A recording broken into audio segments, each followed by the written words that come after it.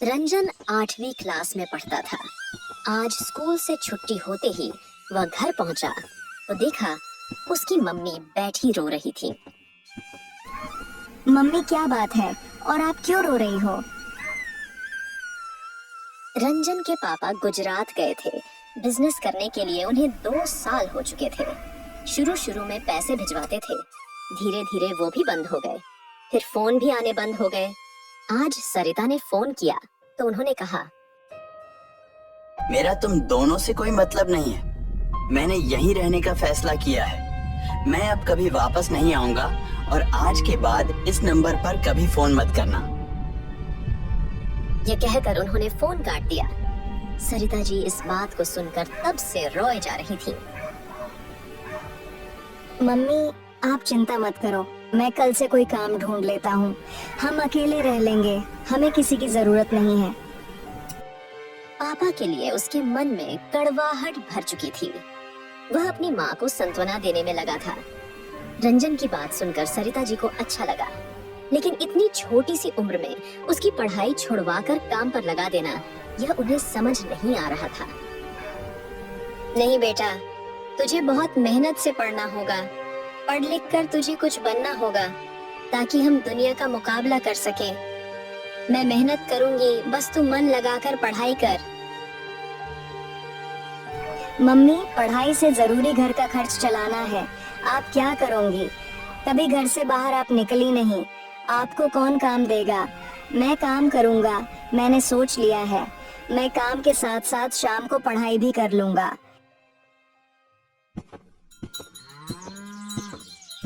अगले दिन से रंजन काम की तलाश में भटकने लगता है। कई दिन भटकने के बाद भी उसे कोई काम नहीं मिलता। इधर सरिता जी भी रंजन के जाने के बाद काम की तलाश शुरू कर देती हैं, लेकिन उन्हें भी कोई काम नहीं मिलता। एक दिन दोपहर के समय रंजन को बहुत भूख लग रही थी। वह सुबह से भूखा था और काम ढूंढ रहा था। तभी वह एक चाय की दुकान के बाहर पहुंच जाता है।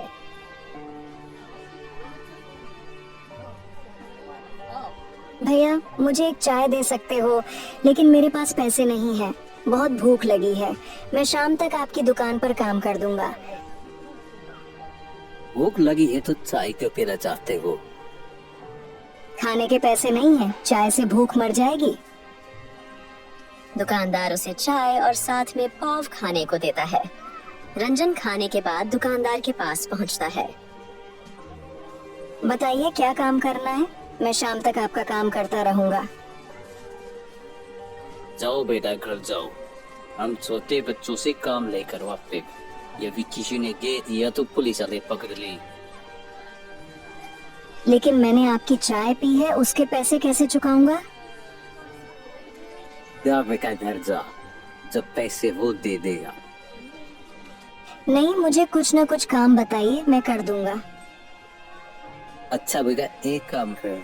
अगले चौराहे पर एक बेकरी की दुकान है, वहाँ से पाव ले आ। रंजन पैसे लेकर बाजार पहुंच जाता है। वह पाव लेकर वापस आने लगता है। तभी पाव वाला पूछता है, सुन, तू और भी दुकानों पर मेरे पाव पहुंचाएगा, तुझे कमीशन दूंगा। लेकिन मेरे पास साइकिल नहीं है, ये तो चाय वाले की है। मैं तुझे साइकिल भी दूंगा। शाम तक जितने पाव पहुंचाएगा उसके पैसे मिल जाएंगे। लेकिन काम ईमानदारी से करना, कहीं मेरी साइकिल लेकर भाग मत जाना। मालिक, मैं ईमानदारी से काम करूंगा, आप चिंता मत करो।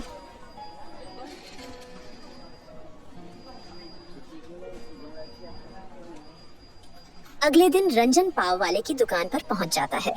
वह उसके पाव दुकानों पर पहुंचा देता है। शाम को उसे कमीशन के 100 रुपए मिल जाते हैं। घर आकर वह सरिता जी को सारी बात बताता है। दूसरे दिन भी वह मेहनत से काम करता है। शाम को जब वह अपने पैसे लेने पहुंचता है तो पाव वाला उससे कहता है, सुन बेटा, तेरे काम करने से मेरा बहुत फायदा हो रहा है। कल तू पाव देने के बाद दूसरे बाजार में जाकर ये पाव वहाँ की दुकान वालों को दिखाना। क्या पता वहाँ से ऑर्डर मिलने लगे। इससे मेरी भी कमाई होगी और तेरी भी। रंजन ऐसा ही करता है। धीरे धीरे उसका काम बढ़ने लगता है। इधर सरिता जी को भी एक घर में खाना बनाने का काम मिल जाता है। दोनों माँ बेटे मेहनत से काम करने लगते हैं। इसी तरह समय बीत जाता है। 8 साल बाद रंजन बहुत पैसा कमाने लगता है। उसने पैसे जोड़कर अपनी पाव की दुकान खोल ली थी। उसकी दुकान पर उसने कई लड़के रख लिए जो पाव बेचने जाते थे। रंजन ने अपनी माँ का काम छुड़वा दिया था। कुछ समय बाद सरिता ने एक अच्छी सी लड़की देखकर रंजन की शादी कर दी। पूरा परिवार खुशी से रह रहा था। एक दिन किसी ने कुंडा खटखटाया। सरिता ने दरवाजा खोला तो देखा सामने उसके पति योगेंद्र जी खड़े थे। सरिता उन्हें पहले तो पहचान नहीं पाई।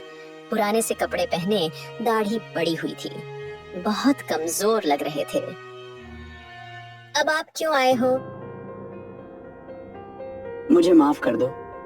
मैंने वहां बहुत पैसा कमाया, फिर मैंने वहीं शादी कर ली। उसके बाद सब कुछ अच्छा चल रहा था, लेकिन एक दिन मैं बीमार पड़ गया। मेरी पत्नी सारा पैसा और जेवर लेकर चली गई। मैं अकेला बीमारी से लड़ता रहा। मेरी हालत ऐसी हो गई, अब न मेरे पास घर है, न खाने को रोटी, न पहनने को कपड़े। मैंने तुम लोगों के साथ बहुत बुरा किया, लेकिन अब मैं कहाँ जाऊं मुझे कुछ समझ नहीं आ रहा था, इसलिए मैं यहाँ चला आया। आपको पता है हमने कैसे दिन काटे हैं? रंजन ने पढ़ाई छोड़कर दिन रात मेहनत की, तब कहीं जाकर यह सब बना पाया। मैं तो आपको माफ भी कर दूं, लेकिन वह कभी आपको माफ नहीं करेगा। शाम को रंजन आया तो उसे सारी बात का पता लगा। माँ, इनसे कहो यहाँ से चले जाए, मुझे इनसे कोई मतलब नहीं है। सरिता जी बैठी रो रही थी। उन्हें रोता देख रंजन ने कहा, मम्मी, मैं आपको रोते नहीं देख सकता। ये बाहर वाले कमरे में रह सकते हैं, लेकिन हम लोगों से कोई मतलब नहीं होगा। आप इनका खाना वहीं पहुंचा देना।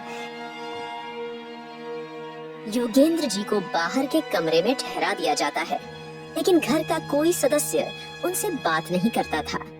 योगेंद्र जी अपने किए पर पछता रहे थे। इधर रंजन ने उनसे सब रिश्ते तोड़ दिए थे।